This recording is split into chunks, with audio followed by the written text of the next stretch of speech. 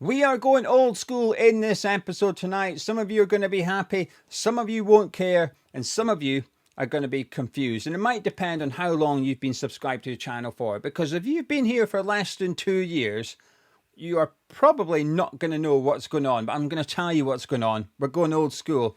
Because the Pink Notebook is back. It's the return of the Pink Notebook. Last week, someone said, come on, Gio, it's time. It's been a while.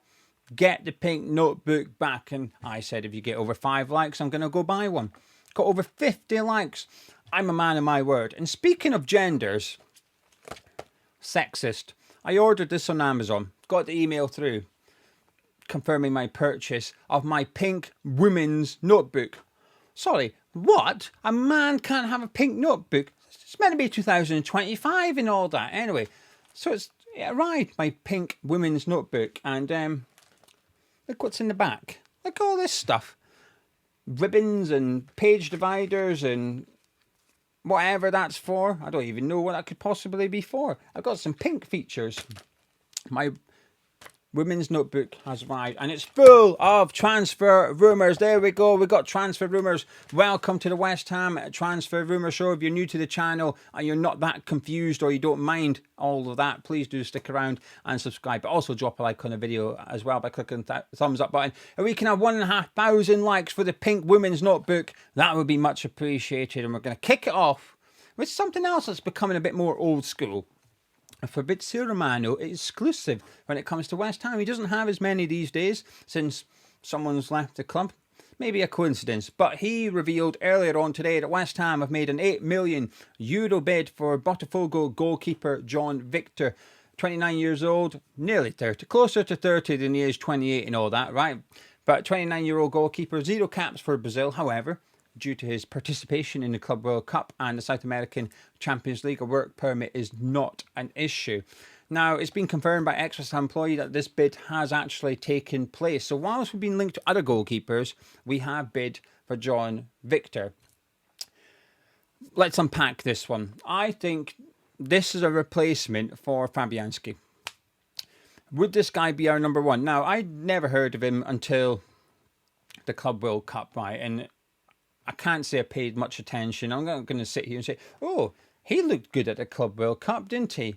He didn't really. There's some players from Brazilian teams that looked good. Richard Rios looked good. John Arias has gone to Wolves. He looked good as well. So there were players that stood out, but I'm not going to pretend that John Victor was someone I watched. I thought, maybe we could go get that guy. The goalkeeper that impressed me at that tournament was Al Nassr's keeper. What's his name? Bono, is it him? I think it's him. Is it Bono? Hopefully it's Bono. Anyway, this guy can't be our number one, surely. He cannot be the guy that's going to come in and replace, you're looking at spending 20, 25, 30 million on a goalkeeper and then you go after someone that's 8 million euros. It doesn't really add up. Unless it's to replace Fabianski. Unless the plan and intention is to sell Areola and bring in 2 new goalkeepers. And this would line up with the rumour to the Sheffield Wednesday goalkeeper as well. Right. This would line up with the Pierce Charles transfer rumour too. Because when that rumour came out from Sheffield sources, it wasn't, oh, he's going to come in and be the new number one. It was, he might come in and be the second choice goalkeeper. So I feel like there's something going on here that perhaps Areola is someone we're looking at selling. It would make sense. Potter has commented about how we've got too much money not on the pitch at West Ham. So here's what you don't do. Spend 25 million on a goalkeeper, bring him in, and put Areola, who's on 100 grand a week, on the bench. Right? You are still going along with too much money not on the pitch. Now, it would be difficult to sell Areola due to those wages, but I would imagine that John Victor's wages is less than Areola. I would imagine that Hermansen and Suzuki would be on less wages than Areola if they join West Ham United. But it's possible you might get 2 goalkeepers for Areola's 1 weekly wage. So I'm thinking if we do pursue with John Victor, he's maybe to come in to allow us to sell Alphonse Areola, and he would then become competition for whichever goalkeeper we look to bring in, who's on the younger side of things, whether it's Suzuki or Hermansen. They are on the younger side of things, so bringing in a more experienced goalkeeper who could be here for a while. You look ahead to next season, Wes Foderingham leaves, maybe Finlay Herrick, Heggie could step up into that third goalkeeper role, and we continue with the new keeper plus John Victor. It sort of makes sense, I think. Certainly makes sense in my head. Let me know your thoughts in the comments below. Right, speaking of the new number one, Suzuki is apparently the target. That's who we want. Suzuki's the number one target for the goalkeeping position. Parma are starting to relax a little bit. They've gone from we're not selling him to we might sell him. Let's have a discussion. So I think West Ham have had a bit of encouragement from Parma. So negotiations are ongoing with that transfer deal, as they are with Leicester. Now, this is where you've got to choose your fighter, because Ben Jacobs, really good journalist this summer in my opinion, he said yesterday West Ham have made a formal approach for Mads Hermansen. Is it Suzuki? Is it Hermansen? I think we're exploring both. I think the truth's somewhere in the middle. I think we're in negotiations with Leicester and Parma, because there's no guarantees we will get a deal done for either goalkeeper. And I'd imagine our intention is to get a deal agreed with both clubs, and then we could look at it and decide which is cheaper. I mean, which is the best value. Because ultimately, Suzuki will cost more than Hermansen. But Suzuki's the number one target by the sounds of things. But there's got to come a point where actually it's better to spend, say, 22 million on Hermansen than 35 million on Suzuki. Maybe at this point they're prepared to go to 30 and they'd prefer Suzuki for 30 than Hermansen for 22. But how much more are you prepared to go? I think this is what we're trying to figure out today, yesterday, tomorrow. Closing in on the number one. We will sign a number one. I'm confident that we're going to sign a goalkeeper. I've always thought Hermansen will be the guy until today. Today's the day I'm starting to think maybe it will be Suzuki. But because I'm stubborn, old school Gio, he's stubborn, I'm still predicting we sign Hermansen. Feels likely. Hermansen and John Victor would cost the same, if not less, than Suzuki, I think. Anyway, got some more transfer rumours. Don't go anywhere. Before we do, I want to point in direction of our raffle. Top prize is this match-worn Mark Noble shirt. A very, very rare shirt that cost us hundreds of pounds. One of you guys are going to get it for a £5 because raffle tickets are just £5. Top prize. Match-worn Mark Noble shirt. Very, very rare shirt. Wore it during COVID, hence the NHS Love Heart. So this was a shirt they were wearing when COVID came out, when it broke. And then they came back to play the second half of the season with this patches on. Very rare, because this shirt wasn't given to the crowd. It wasn't swapped with the player at full time due to COVID. He took it off, went back in the kit bag. It got washed. Simple as that.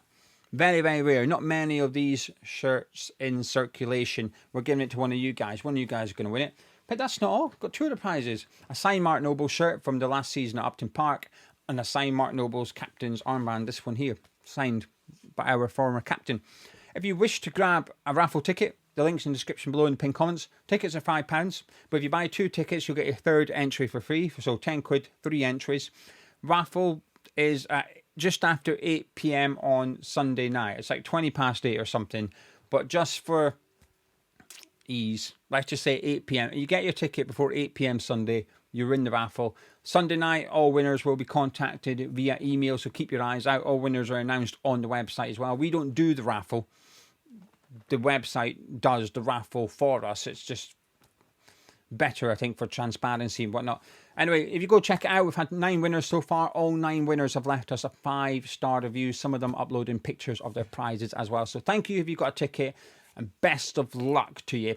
Right, Jacob Ramsey, apparently still the number one target. We look like we're trying to negotiate with Aston Villa to agree a deal, but also persuade Ramsey. It feels like Ramsey's really reluctant to come to West Ham, but we've not given up just yet. Bid for Fernandes of Southampton has gone in, according to ex-West Ham employees. Not that we want him, it's we've made a bid for him. That would be good. I would prefer Fernandes over Ramsey. I would prefer Fernandes over Ramsey myself. I think Harvey Elliott, Fernandes. That's my 2. 1, 2. Haven't really thought about third choice. Because I don't want third choice. I want 1 or 2. Speaking of Southampton, Everton have had a £27 million bid for Tyler Dibling rejected. Now, why is this relevant? Because the source, I think it's Paul Joyce on this one, who's reported this bid, has said that he's been tracked by a few other clubs, and we are one of them. We are one of the clubs debating going in for Tyler Dibling, which, listen, he looks good, but I'm not sure he looks I mean, the rumoured price tag was 100 million, weren't it? So they're quite some way off. If Everton are serious, they'll be able to get him, and I don't think it'll take much more than that 27. I don't think you'll have to go over 40 million to get him out of Southampton. He's not someone I'm that keen on. He's a kid that's clearly got talent, right? But I think he's more winger. And I know someone's going to say Harvey Elliott, but I don't see Harvey Elliott as a winger. I see him as a number 10 and number 8, can play on the wing, yes, but I don't think that's his best position. I think he's better more centrally. Whereas Dibling, I think, is better as a winger. And I just think you're buying a lot of potential with Dibling. I'm not sure, he's not the finished article, which is what I'm looking for West Ham this summer. Yes, we want to bring in younger players, but you want to bring in younger players that are ready here and now, that can make an impact tomorrow at West Ham. I'm not sure Dibling is quite there yet. I think he's going to require a little bit of patience, and that's not something I have, and I don't think it's something West Ham can afford yet either. We've already got them. We've got Freddie Potts, we've got George Earthy, we've got Lewis Guilherme. We've already got players that require patience, that are going to be learning and will be in the team, out the team. We've already got that group. We don't need to buy them. We've already got them. We're ready to start growing, and we need players that can come in and play like that. Anyway, some of the sources have been saying that we've got multiple bids in for, obviously, for different players. Now, then we may have already mentioned them. Hermansen, Suzuki, Fernandes, Ramsey, possible. We've also got bids in for players we don't know, but I'm just giving you the transfer rumours. One of the rumour, got multiple bids in. We've also received multiple bids for different players. One of those was Andy Irving, a bid of just over 2 million, which we rejected for an unnamed club. I'm okay with him going. It's been a fun story, right? And I don't think he's ever let us down. And if he was here when the window's shut, I wouldn't be disappointed. I wouldn't think, oh no, what? This is bad. We need him out. But if he left for 5-6 million this summer, I wouldn't be upset. I'd say good luck to him. And I would wish him the best of luck. But he's at that time in his career. He needs to be playing minutes. And has he done anything to convince me he deserves to start? No. Has he done anything to convince me that he should leave? Not necessarily. So I'd be okay with him being a squad option next season. He's a low-cost squad option too. So if we sell him, great. If we keep him, great. It's a win-win for West Ham for me. But I think for him, I'd suggest that you might want to leave West Ham and go get your minutes elsewhere. And he would be a very good signing for a Championship club or a Scottish Premiership club, in my opinion. And lastly, we're going to finish it off with a bit of Callum Wilson. Looks like it's going to happen. I don't like the reporting around this. The reporting around this deal has changed in the last 20... Well, it's not changed. It's been firmed up in the last 24 hours. And it feels a bit like spin to me. And there's a lot of speculation going on. So what we know... Well, I feel this is the truth. We're going to sign Callum Wilson.